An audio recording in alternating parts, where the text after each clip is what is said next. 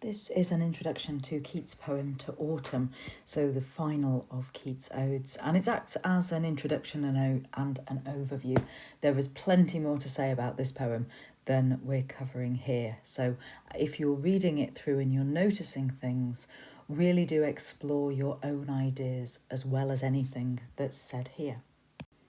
So if we look at the first stanza, and I'm assuming that you found a copy of the poem and have read this in its entirety before we start, you'll realise that we have an apostrophe. Okay, so this idea of this rhetorical address to something. You might have come across apostrophe before as a kind of slightly shorter technique where somebody says, oh, and then addresses somebody.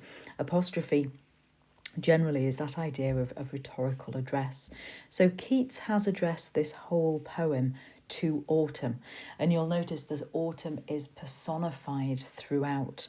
So we find out exactly what autumn is doing or how autumn is thought about.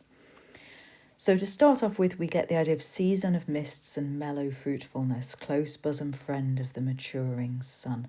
And that is a very, very famous opening couplet. Okay, so if you hear people talking about autumn, they might quote season of mists and mellow fruitfulness, maybe not know the rest of the poem, but it's a very well-known opening. The whole poem is written in iambic pentameter, which gives it that kind of lovely, steady rhythm, maybe a sense of kind of inevitability because we're talking about the seasons. But Keats doesn't write in entirely regular iambic pentameter. And the first example you get is actually in the first line, where season is a trochee. So rather than actually the stress being on the second syllable, it's on the first syllable. So we have an opening word which really does draw attention to autumn's status as a season. And then we're listening to go on and see what kind of season it is. You get the kind of repeated sound in the first line, which eases you into that kind of slightly more comfortable, lazy tone a little bit. And it is full of mellow fruitfulness. So if something's mellow, it's mild, and if it's fruitful, full of fruit. So we have a season of plenty. And we go straight on to the idea of personification. So season, it becomes the season that is the close bosom friend of the maturing sun. So we have the second example of personification there, that autumn's friend, intimate friend, is the sun. As it matures, as it grows older, as it starts to kind of drop, you get those warm autumn kind of mellow evenings. So that idea presents a concept of comfort and intimacy. But at the same time as we've got the wisdom and the heat of the sun, we've also got the first inklings that actually that maturity is going to bring decay and wintry weather and everything that brings. The autumn and the sun are conspiring together. Now, a conspiracy, you usually hear that in the context of criminals plotting together. So in one way, it has this idea of maybe criminality, of kind of plotting for more sinister reasons. At the very least, it has connotations of mystery and secrecy. So decide how malevolent you want your season and your sun to be in your interpretation of this poem, because you have to bear in mind what they are going to do.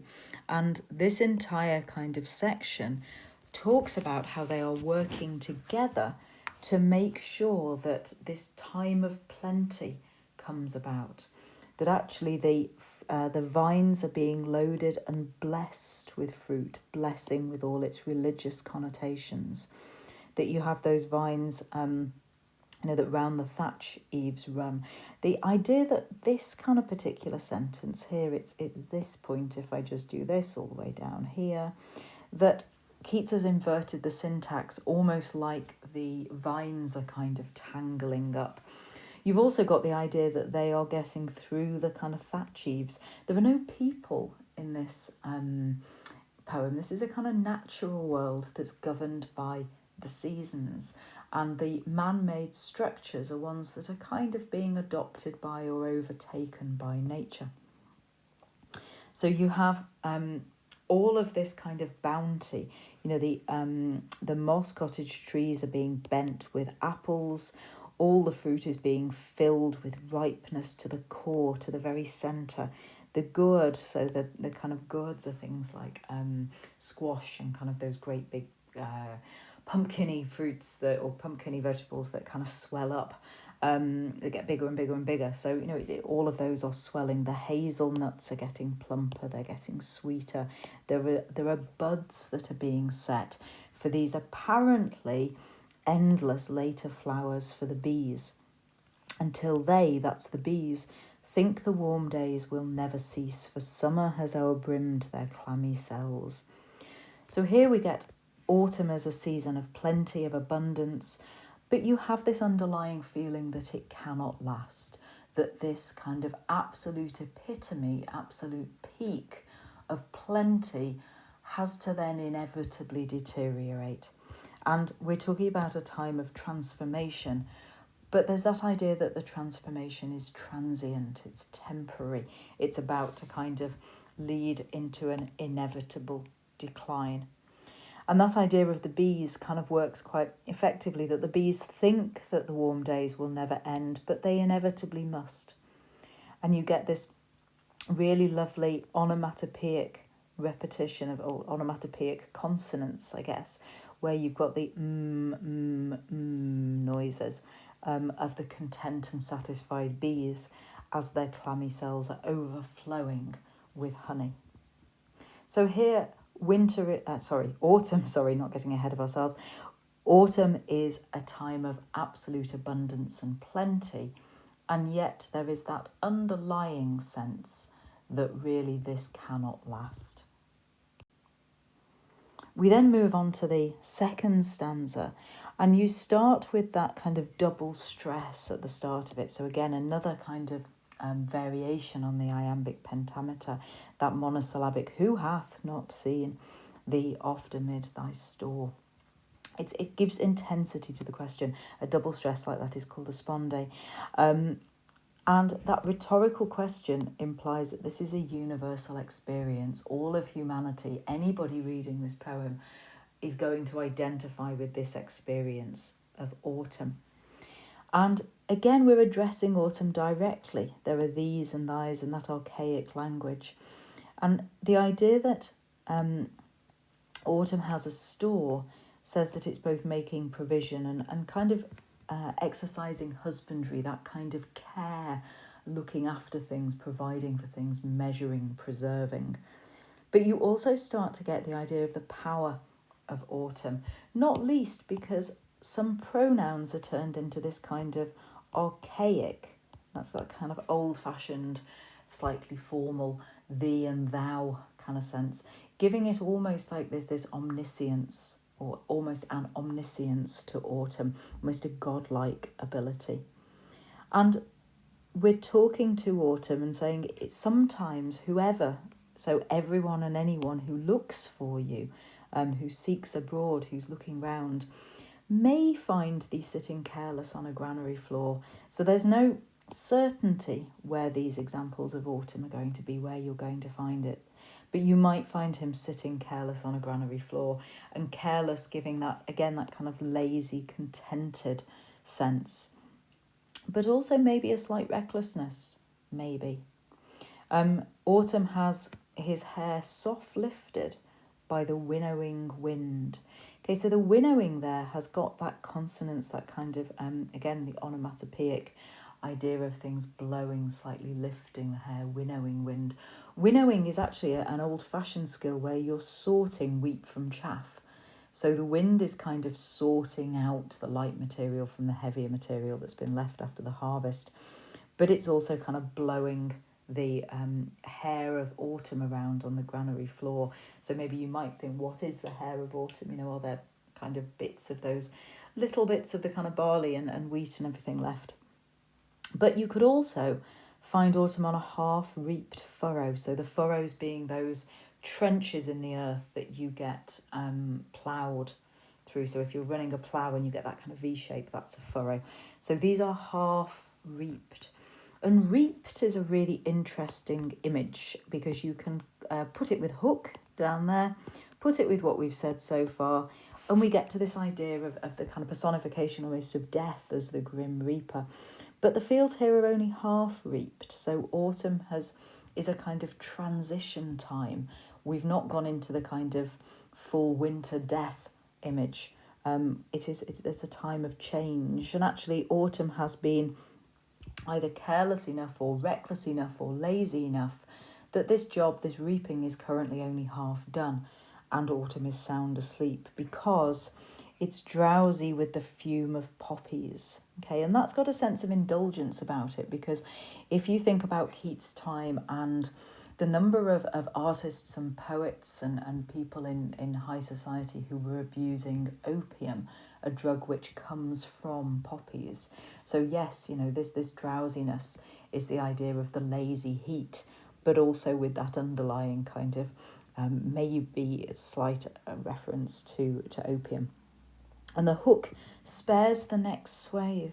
So actually the hook isn't killing everything, it's sparing the next swathe, the next batch, and all its twined flowers. So the idea that it's almost merciful, this paradoxical, so the contradictory nature of autumn, the idea that it, is both kind of reaping but also sparing, also saving sections. Sometimes like a gleaner thou dost keep steady thy laden head across a brook. So a gleaner is somebody who follows the harvest and picks up all the bits that have been left behind. So he's careful and attentive and is preserving things. So very different from autumn, who's sleeping on the granary floor. So we have the different sides of autumn as lazy, as calm, as careless, maybe as merciful as kind of starting the harvest, starting the process of change, but also as preserving things and concentrating and keeping steady, if it's carrying things on its head across a brook. And then finally this line referring to watching a cider press, and that's the old fashion spelling of cider. So the oozings of the apples as they're fermenting and coming out and becoming cider, patiently, hours by hours. So you have a very mixed idea of autumn from this stanza, because autumn personified may be sleeping on the floor, maybe drowsy with poppy fumes, maybe merciful, maybe precise and preserving things. Certainly has a store that they're putting to one side, maybe godlike, is patient. So you have to kind of really unpick that idea of all of these different elements of autumn.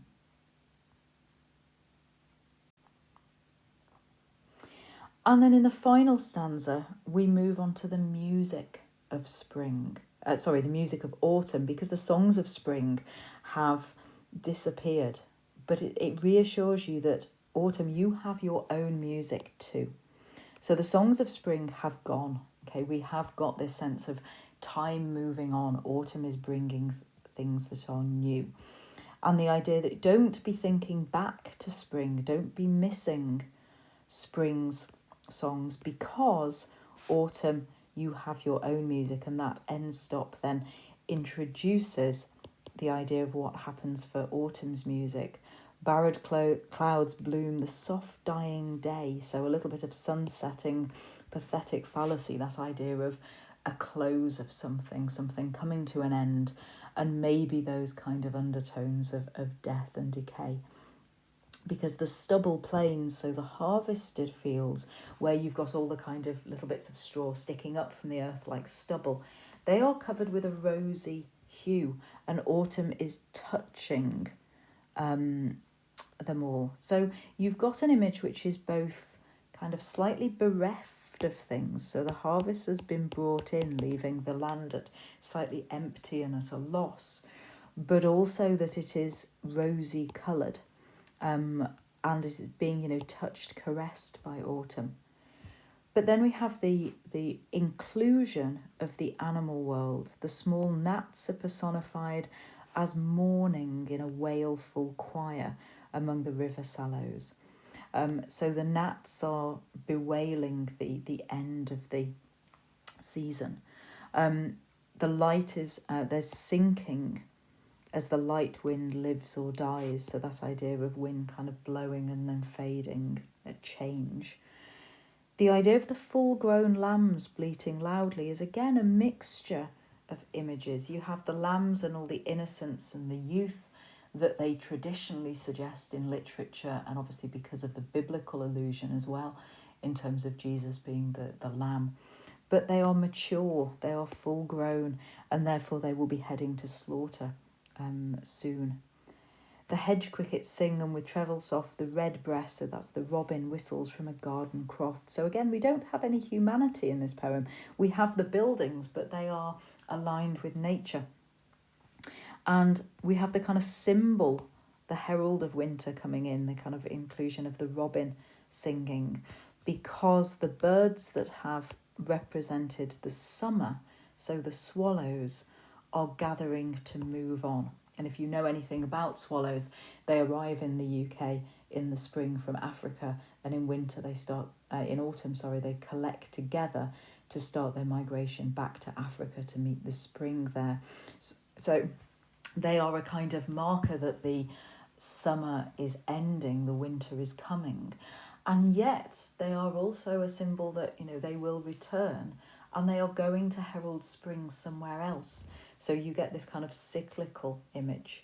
So the poem ends on this impression both of our loss of the summer heralded by autumn or brought about by autumn, but also of the idea that a new cycle is starting again, that the swallows, are gathering to go away, to come back. So think about that, and what you might want to do is kind of then go through and look at some of the specifically poetic techniques in the poem. Look at the words where they are rhymed, so there is full rhyme at the end of a line. Look at the use of end stops. Look at the use of enjambment. If an idea is continuing to the next line, why is it running on? What's Keats maybe trying to convey by that? And kind of looking also at kind of groups of images. You've got all of the fruits and the vegetables and the harvest together in the first stanza, and ending with the animals and the kind of elegy that some of them are putting up for the end of the year. So autumn really as a more complex figure than simply kind of a herald of the winter. I hope you enjoy this poem. Please do kind of really think about it and read it, because it's got an awful lot in there. It is probably that famous for a reason. Okay, bye now.